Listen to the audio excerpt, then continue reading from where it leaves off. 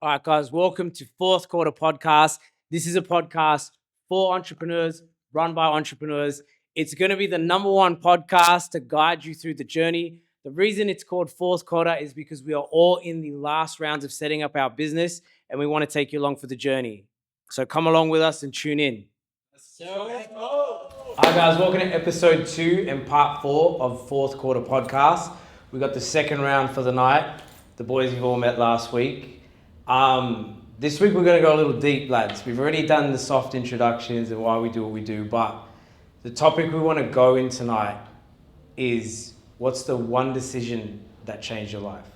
Put you on the path that you're on now, or just, even if you want to just give us context of like it changed your life. Doesn't even have to apply to why you're in the business you are, but it's shaped you to be who you are today.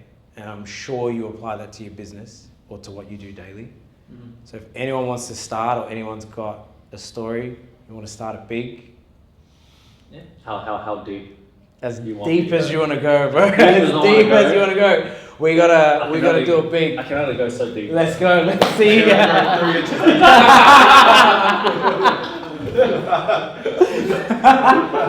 Well, let's get all three of that. And spill it, bro. Spill it. I'm sure everyone at home is dying to know. Who wants to go? I can go first. Sweet. All right. So for me, my best investment that changed my life was probably fitness, man. Like, getting into shape. Through fitness, I learned how to become disciplined, patient, and as well as consistency. Showing up every day and just working towards that goal, achieving that goal. And obviously, fitness with learning all those skills has, carried over to other areas of my life as well, such as starting a business. You gotta, be consistent. You gotta show up for yourself every single day to achieve your goal, because no one's gonna be there to tell you, that you need to do this, you need to do that. So yeah, fitness definitely helped, and but a lot of people probably didn't know that, I had two decisions I had to make. I used to play soccer for a soccer club, Yeah. and I was, obviously gym. And the two decision was either I have to focus on one and sacrifice the other, which I did. I had to sacrifice soccer. So I used to play. I was actually at the level where I was competing to join the Socceroos juniors team. No way. Yeah. So I was training with a lot of the academy players. Shit. But also I was gymming at the same time. So the thing is, I had to sacrifice that because at that time I felt like, I don't know, gym was the right route for me.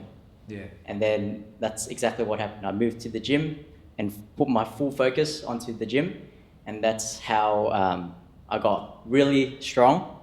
So for those who don't know, I also hold Australian records for powerlifting. Yeah, for under 59 kilos.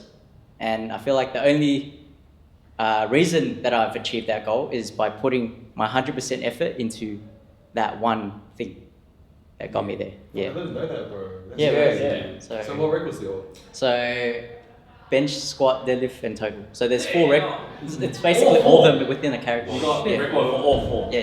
That's crazy. Bro. So basically, I competed, and then I bet my own record the next year as well. And then after that, I kind of left the powerlifting scene because the federation in Australia at that time was pretty toxic. Because when I first joined, I just did it out of the blue. Yeah. And obviously, they had their own community already. Yeah, it's already Yeah, and then they're like, who's this guy that just came out of nowhere and just broke all the records? So they're kind of toxic. Yeah, they don't And then like they that. thought I was on roids and stuff. So they actually did like some tests, like random tests on us, and it came out negative. So it kind of like made them look bad. And then after that, they kind of reached out to me, like, hey, you want to compete for Australia? But because I already, see that toxic side of them, so I didn't really want to be involved, a part of that, community. So I just went and did my own thing. I didn't compete anymore after that, but I competed with myself. Like I post, I train, I'll beat my records, but I'll just share it with my own like friends and people on social media, and hopefully one day that could influence the younger generation or someone out there. and make an impact. No respect. Yeah. Yeah, I like that. Would you say, bro, too, because a lot of guys, especially men, when we're finding our path, we're dabbling in so many different things, right? You're putting a lot of like eggs in different baskets. Obviously, by the sounds of it, your life got exponentially better when you just said, I'm going to just laser beam focus Yeah. on one thing. Yeah. But obviously you had a background in it already. You're already doing fitness training for another goal. Yeah. So you were on this route with this foundation and you just redirected it with that knowledge. Yeah. Would you say that like, that was probably like the best choice you ever made? Yeah, 100%. Because like, if it wasn't for that, I don't think I'll be in a different route for sure. Yeah. But yeah, I think it was because it made me into who I am today. You know, I live with no regrets, and I feel like that was God's plan at the end of the day to make me, you know, here today with you boys, and obviously building the clothing brand and inspiring people through the fitness space. Yeah. Hey, well, I have a question. Yeah. Have you ever thought about, have you ever looked back on that time when you had those two choices on what your life would look like if you didn't take the other route? Yeah. Good question. I have actually. I've reflected a few times, but I still, double down on the decision I choose at the end of the day, because I feel like, once you make a decision, you shouldn't regret on No it, way, no matter what. 100%. So yeah, no regrets. But yeah, I definitely have thought of like I could have been like part of the Socceroos, went to the World Cup or something. I don't know. Yeah. So, but yeah, I have. Yeah, fair enough. Bro, now you got world records under your belt. Yeah, exactly. That's man. a solo achievement. Like, yeah, you would have had friends backing you and like, the club teaching you, whatever it is. But that's all on your own merit. Yeah. You know what I mean? And it's not to say like, oh, that's encouraging men to not be team players and whatnot. But it just goes to show that as men, we are always like on a solo path, right? Like there's a lot of times where you're left alone, bro. You're left to your own vices. 100%. Yeah. And I think I like what you said earlier in terms of fitness. Like technically, everything is all on you. You have to hold yourself accountable, and that's literally the hardest part, in my opinion. So it's like I think when you said that, I think all of us can relate to that as well. Like just holding yourself accountable to a goal is actually really difficult, especially when there's no one there, like you said earlier, to tell you otherwise. Yeah. You have to force yourself to do it. So I respect that. Thanks, brother. What about for you then, Tom? What would you Yeah. say was the defining moment or decision, something that just changed your life where you're like, wow, this is like eye-opening me to a whole different chapter now, whole different book, actually. I think it would be in 2022. I think this was just right after COVID. As much as some of these boys may dog on the 9-to-5 workers, I am a 9-to-5 worker myself. And during that time though, I didn't feel fulfilled in my role and maybe just in life in general. And what I think changed the course of my life forever was me reaching out to a men's coach. And it was very expensive, but it was the first time in my life that I'd actually invested so much time and money into myself. Yeah. And it wasn't just like buying any materials. It was like buying something to invest in my growth as a person. And that was very daunting. Because, most people who come into these type of things, very skeptical, especially when you like bring on a mentor. It's like, oh, does this guy even know what he's talking about? Yeah. How can I trust him? You know what I mean? But you take that risk anyway. And like for me, I took that risk, and that was 4 years ago now. And since then, I've not only changed my mindset, I've gone in the best shape of my life ever. And I believe I run quite a hot up and coming food business as well. So everything kind of tied together, but none of that would have happened if I didn't reach out to that men's coach and take the risk to, I guess, join the program. So In terms of men's coach, sorry to cut you off, you're talking about a fitness coach, correct? Or was it like an actual men's mentor? Actual men's mentor. Oh, interesting. Yeah. It wasn't about fitness. It was just all mindset and coming to yourself as a man. Buzzy. Yeah. So what do they actually teach? Just getting rid of like toxic mindsets that like how would you explain it? It's like toxic masculinity. Yeah. Just getting rid of that mindset and trying to be a little bit more flexible. I think it really helps that part of the program was I would have weekly catch-ups with my coach. Yeah. And any feelings of like stress or anything, I would bring it up to him, and he would essentially just reframe my way of thinking. And I think that was the biggest value that I took away from the program, was just changing the way I think and see different situations and how I handle my emotions. 100%. Yeah. 100%. That's Was a very that- good skill. Was that the greatest lesson you think he gave you? Yes, that was the best value that I took away from that program, was just being able to see things from a different perspective, not just always see things in like a negative light, which was at that time, that was my biggest, I guess, issue Yeah. for me, or like my biggest roadblock.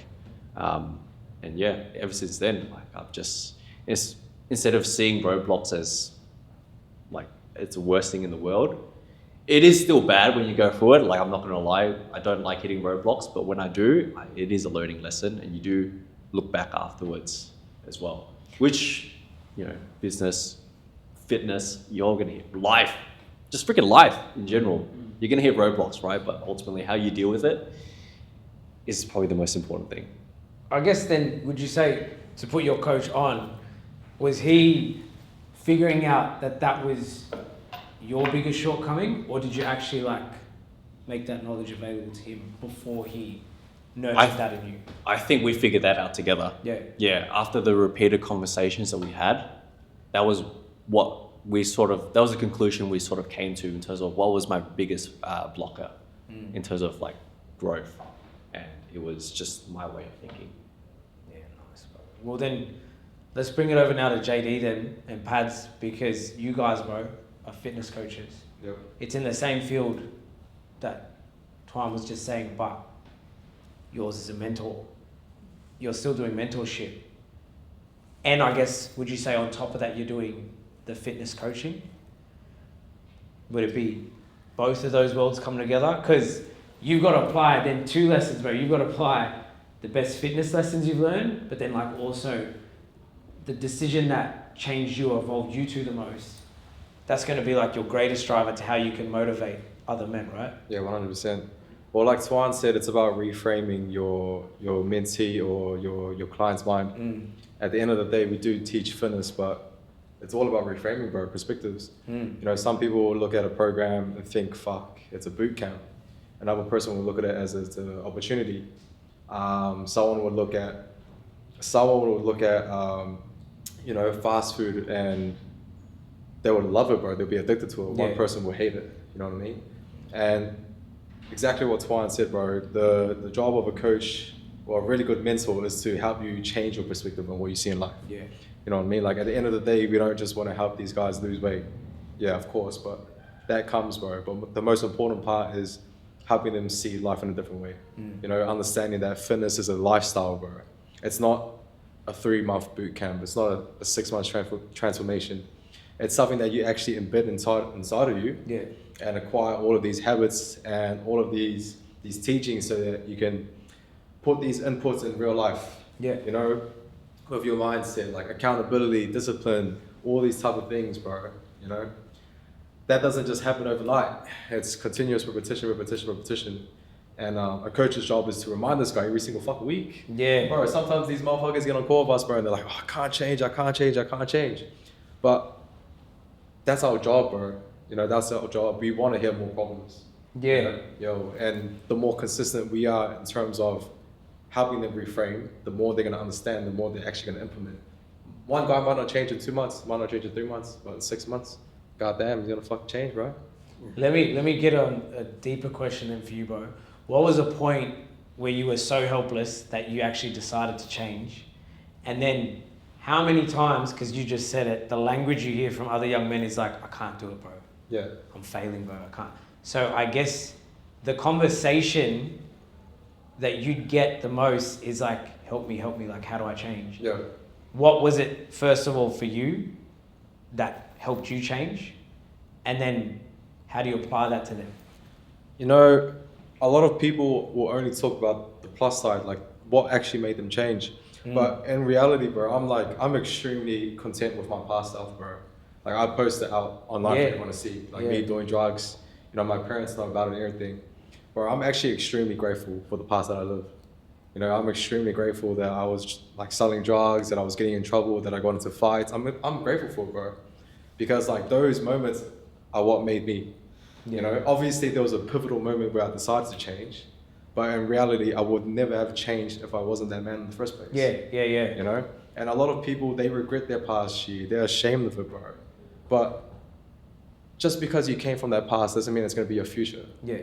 You know what I mean? Like the reason why we respect a lot of these greats in our world, Mike Tyson, like the reason why you remember fucking Zeus, like Hercules, is because they have a story, bro. You know, they have a hero story. Hercules had to kill Cerberus, bro. Had to slay fucking giants, G. Had to go through all of these tragic stories and these defeats, G. But that's why Hercules is remembered, bro. You don't remember average Joe that fucking 9 to 5 just goes grocery shopping, G. No one gives a fuck about that kind. Straight the fuck up. Or you 9 to 5ers.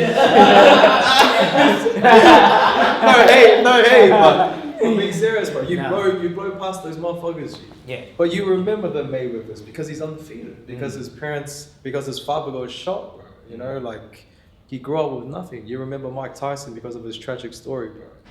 You know, so the pivotal moment that changed was just like, fuck. Can't really explain it, bro. It's just like being sick of that life, being sick of that version, you know? And most men, like what you said, following up on that question, how they often come with this mindset of like, I can't. You're always gonna have that, you know? I reckon every single person in this room still has it to this day, you know what I mean? But the difference between someone who's very successful is that they understand even if they don't believe they can do it, they still do it regardless. You know what I mean? Like, I don't like to put I can't in my vocabulary, but it still pops up in my head every single time. But the only difference between me and someone who isn't successful is like, I still have those thoughts, but I take action straight away. Like I still do it. Even if I'm fucking scared, bro, I'll still do it, bro. Yeah. You know what I mean? Like, it's just that, it's that initial fear that most men have. Like, I don't know if I'm gonna be successful. I don't know if it's gonna work out. But you should step into that fear. You should lean into it, you know, because beyond fear is where you see real growth. Yeah. I like that, bro. Had same for you, bro? Similar? Because you had to take a huge step, like we talked about a little bit in the first episode, but coming across, bro, and then putting faith in JD and seeing what he's built. Would you say that was one of your like defining moments as well, being like, all right, I'm going to make this jump and go into business with my brother? Who else would be the better person to go into business with, by the way? But, you know, it's still a big jump. It's a life change. Yeah, exactly. That was definitely a big change that I decided to make. But I was definitely, you know, sick of what I was living back in New Zealand and just needed a change. I just knew that if I wanted to become the man that I want to become, the man that I see in my dreams, that, you know, like I have visions of, then I can't be living this lifestyle. So am I going to take action? Or am I just going to fucking stay and be mediocre, you know what I mean? Yeah. Well then, also bro, if JD was in his comfortable position, still barbering and not doing what he is now, you probably wouldn't come over, bro. And you would you say that, transparently speaking, you'd still have the same life you'd have over there? Like, to be honest, I probably would still be doing what I was doing. Yeah. But that's not to say that I wasn't doing anything on the side, like still back in New Zealand. Like I was still trying to figure things out on my own and still trying to, you know, get stuff to work. But I think it was just the initial, just transitioning into coaching. You know, like I was always been into fitness, but I was never like I never thought about coaching or anything like that. And then I like doing it properly for, like as a coach. Like I did have thoughts of PTing, but I never thought of actually executing it and doing it until Jordan brought the idea up. And Also, bro, to the scale you guys are doing it, because there's a lot of guys that are just like, oh yeah, I'll do a PT. And it kind of not baffles me, but looking at it from an outside perspective, I'm watching guys and I'm like, okay, how are you just a PT in a gym when there's this whole like world of coaching where you can get a massive amount of clients? Obviously the challenges are different. They're locking into one person a day, they've got a schedule. You guys have got like online calls, motivational speeches. Like, how often are you guys, like, what's the hardest part to maintain of all of that? The hardest part is probably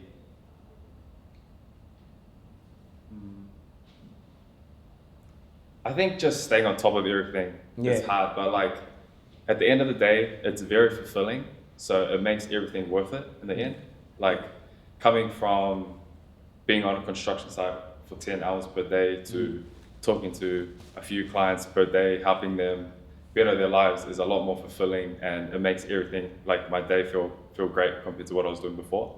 So it's really like I do reflect on the daily like most times like fuck, you know, like this time last year I was on a construction site literally hating my life. Yeah. And now I'm fucking, you know, like I wake up when I want, I go to the gym when I want, Yeah. I'm fucking at a recovery center at 9 a.m. on a random Tuesday, Yeah, you know? so good, bro. Like fucking, like I'm just grateful to be in the position that I am.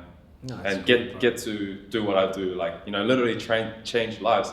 And just seeing like, sometimes I don't reflect that much, but when I like look back at my clients' transformations and I'm like, fuck, like this dude was this guy 3 months ago. Yeah. And now he's fucking, you know, like top G. Like, it's like, oh shit, like, fuck, I'm the one that helped him. Yeah, and I become played this guy. that role, that pivotal role. Yeah. Bro, it's kind of crazy because the question we just asked, you could actually be the answer to someone's question like that one day. What was your defining moment? What was the decision that made you change life? It's like, oh, sign up with these boys. That's the hardest part. Like going back on the question, the hardest part is reframing their mind. Yeah. Yeah, because some guys like they try and they don't understand. Like they don't Yeah. understand why they're not changing, you know. And that's the hardest part, bro. You know what I mean? Like it doesn't. I believe it's easy getting abs. I believe it's Yeah. easy like losing weight. That's so easy, but it's hard to make someone believe that they can actually do it or they Yeah. can really change. Yeah. So that's the hardest part. It's crazy, bro, because you have to look at the gifts you have, and then when you're like, oh, how do you guys not get it? Like, if I can do it, why can't you? But like you said, you guys are just wired that way. When I'm like consulting for someone creatively and I'm coming up with idea on the fly, and they're like, oh, I can't do that. I'm like, yeah, you can, bro. Just watch some movies. Like, you know, color in some books and you're there. Because like, I don't really, and not to brag or anything, you're just saying you're naturally like born with that mind state to just be like, oh, I'm just going to make it. Creative ideas just come. That's my gift from God. I'm grateful for it. But I would argue that you're not born with it though. Like, you know, there's pivotal moments in your life that make you that person. Oh, 100%, bro. There's definitely stuff that comes, but I think the gift is also being able to use that resourcefully. Of course. Because, you know, you could put the same guys in the same room doing the same routine, and 9 out of 10 might fail that program. 9 out of 10 might not come the other side with the same knowledge. How many times I've watched a movie or, you know, listened to a song and I've got a whole different interpretation than everyone else in the room. And it's like, Nice. oh, what were you listening to? But like you said, it's all those stories that have happened up until that point that help you shape those ideas, shape those thoughts. And I think the gift is like the resources on how to do that. And then speaking on resourceful, bro, let's tap into Johnny, bro, because that's like your thing. You've had to come from when you said in the last episode, car sales, where you knew nothing about it, and then you've had to get all those resources together and now apply all that knowledge, you know? Like you've just had to pick up everything all by yourself. You know, you didn't have any handouts, like you said, you didn't have any mentors in it. You were just like, I'm just going to fail a bunch of times. But your skill was, how can I pick up all these new skills, fail the least amount of times, or the most amount of times, and then maximize a new direction out of that? Yeah, bro. Yeah, for sure.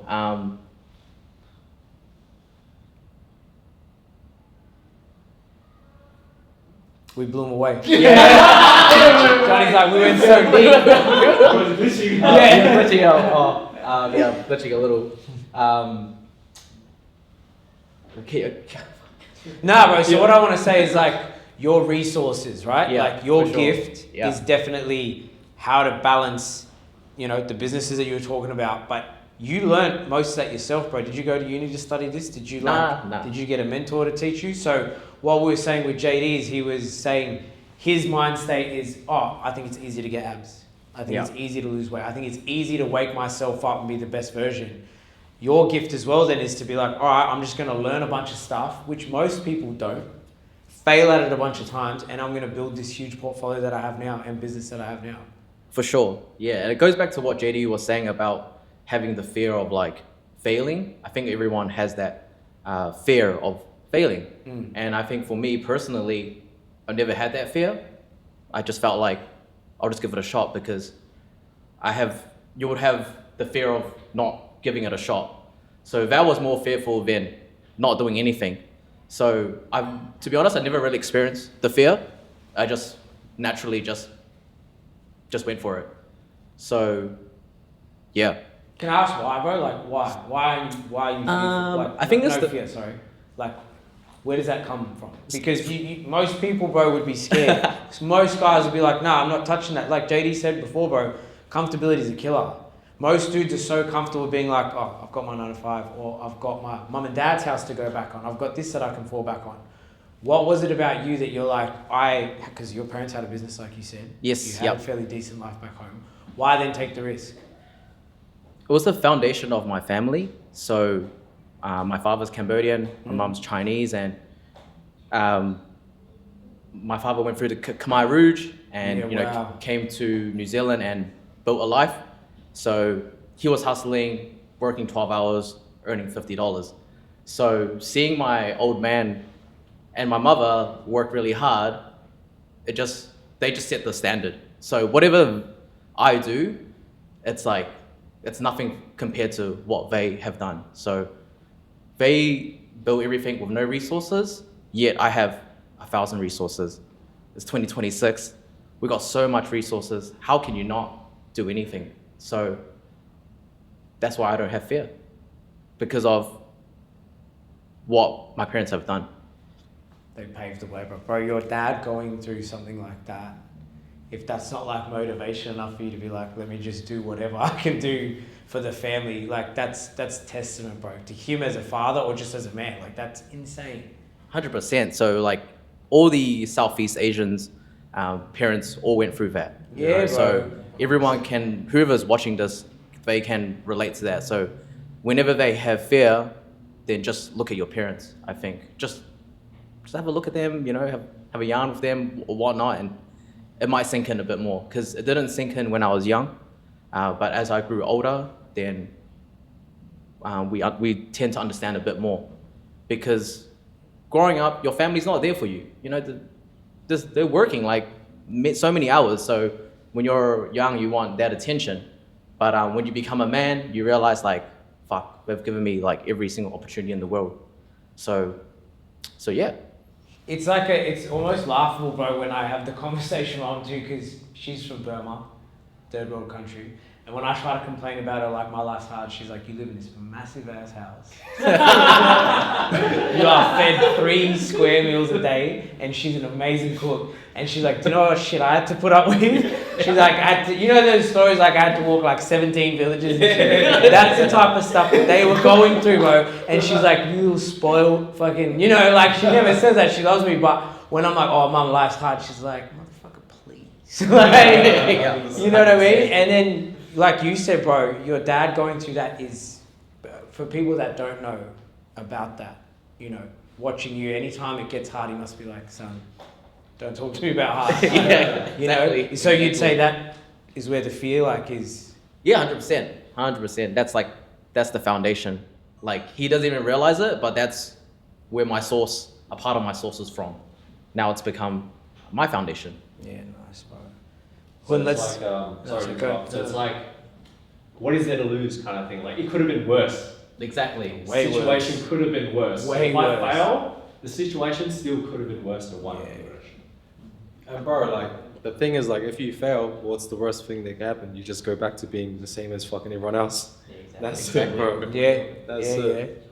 And this is a question that I want to ask you boys, but like my way of thinking is the greater the desperation, the greater the catharsis or the release when you overcome it. yeah. What do you feel about that? Like you're saying, the reward after taking such The risk you have to take and the desperation, but the reward at the end of it. Like, is it worth Yeah, bro, because like when it's like putting all the chips on the table depending on how much you're paying, right? Like, Everything, it's like, bro. oh shit, if this car doesn't hit, and Everything, then it bro. comes to you like, money, let's go, like. So, yeah, big time, bro. I guess it's different because for some of you guys are playing with such big amounts of money. I think, not to isolate me and Hun in that situation, but we're doing creative campaigns or like creative consulting for other people. So, Hun, I want to hear your opinion on this too, bro. My thing with that is like, okay, the risk is like, it's my reputation. And I think with creativity, I'm going to speak so transparent. I've got a big ego with it because it's like someone's coming to me being like, I've got this brand, I've built it all, but I still think that your vision for it will be even better than mine. That's what they're paying us for. That's what they're paying Hun for. So the risk is like not really on us as like money wise, because we're going to get paid. It's more the risk of like, I've got to maintain that image that I can like come up with something better than any of your friendship groups or anything you can muster up. My brain's going to be better than that. So the reward is huge, bro. It pays off. And when tell me if you're the same, bro, it feeds your ego in the best way. You learn to stay humble through that, obviously, because the one thing I've hated more than anything in this industry, and the reason like I've stayed away from it so much at the same time, is because there's no humility. Humble doesn't exist in that world for a lot of these people, and it's sad. Melbourne has a real problem with that. They're just like, yeah, I'm this guy, I'm that, I'm him, I'm her. And it's just like, man, just have a bit of like, it should be payment enough that someone's come to you and been like, I really admire this about you. So the reward for me is massive, but I don't think I cop as much risk besides being like, you know, one bad campaign, a few bad ideas. That is a risk, I guess, because people will stop coming to you after a while. Would you say it's the same for you, bro? Like if you fucked up a video or you've made a mess of something, you know, it's a hit, bro. It's your portfolio and it stays there too. You know, it's always going to be that campaign that people see. Would you say? Yeah, 100%, bro. I would say for us, people like us, or any creatives, their art is their life. It's as heavy as that, right? And I mean, I would say the scariest part of what I do right now is I'm not just being an artist right now. Yeah. I'm actually helping business make more money, right? Yeah. So now it has more heaviness to it, more weight to it, right? Yeah. So I don't want to just go around and say like, hey, let's create some cool art, you know? Let's just do some cool projects, right? To the business, right? Yeah. Surely everyone likes cool shit, right? Yeah. Like you like cool shit, right? Everyone likes cool shit, but like at the end of the day, like I think I did talk about it before. Like I focus more on storytelling and the message. Yeah. I'm not just talking about in an artist way, but I'm also talking about the business itself as well. Because if you're a business, you need to you do have a message, like you have a story, right? And that's usually how you connect with the people. So I would say sorry, it's kind of out of the subject we talked about, but for me, yes, it's very scary. But how I actually try to overcome that is really try to understand the person I work with.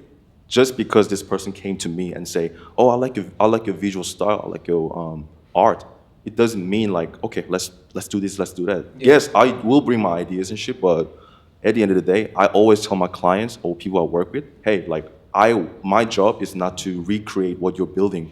I'm just here to show it from different perspective, different angle, so I can actually help you. Because I wouldn't say, so what I usually do is I wouldn't even take a job if I don't feel like I can help them. Yeah, wow. Yeah. So you'll have the courage to be like, look, I don't think this is up my alley or... Yeah, I mean, I'm glad I'm where I'm right now, because before it was extremely hard because man gotta make some money, right? Man gotta pay the bills. So I was like, fuck, I don't know if I can actually help the business. So I would say no, and like I'll be struggling, right? So that's when I actually started doing, reflect on myself, and then, hey, like why did I even start this shit, you know? Like what am I even doing with this? Yes, I'm pressing the button like record, and then I edit and shit, you know, like to be honest, bro, that's not the job I'm doing right now, you know? So to avoid the risk you mentioned, right? For me, I made it very very specific on what kind of client I work with and what kind of way I help them. Yeah. You know, so that way, you know, I feel like it's less risky for me because I feel like, you know, I am mastering this shit. And even today, like I was watching this course, like I bought this course to just learn about meta ads. Why? Because like, you know, I'm not just hitting the record button, you know, I'm not just the person to edit the video, right? Yeah. I'm here to help, like bring their vision to life. And a lot of times it's business, you know? So that's how I would say manage it. Yeah. No, bro. Well, look, I think, guys, we touched on some real deep stuff tonight. Unfortunately, we only got through one round of questions. But it just goes to show how deep you can go on life lessons, what you've learned. I want to talk next episode about like application of that. And I really want to get some stories from you boys about like, you know, what really changed your mindset, you know, because we can help a lot of other guys out there telling them our story. I've got stories. I know you boys have stories. So we'll wrap the episode up there. Thank you guys for tonight. I hope you guys enjoyed it because the boys went very deep, but we've got a lot more coming. We've got a lot more coming. Fourth quarter podcast. Fourth quarter, that's us. Episode 2.